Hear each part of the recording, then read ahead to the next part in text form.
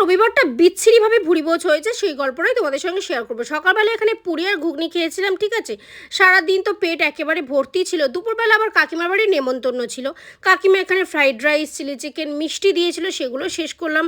আর দারুণ বানিয়েছিল কিন্তু।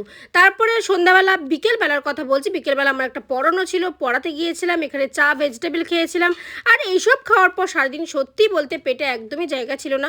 কিন্তু কি আর করবো, সানডে বলে কথা, আমার তো একটু বেরোতেই হবে। আর বেরোলেই মনটা কেমন মোমো মোমো করে, তাই এটা ছিল মোমো ডেট। একটুখানি মোমো খেলাম আর তারপরেই হচ্ছে বাড়িতে চলে আসলাম। সিরিয়াসলি বলছি, পেটটা পুরো ফুললি লোড ছিল। কিন্তু কিন্তু এখানে শেষ নয়, রবিবার বলে কথা, বিরিয়ানি তো থাকবে। এখানে বিরিয়ানি ছিল, অল্প খেলাম। পেটে জায়গা না থাকলেও আমি অল্প খেয়েছি, কারণ বিরিয়ানি আমার ফেভারিট ভাই।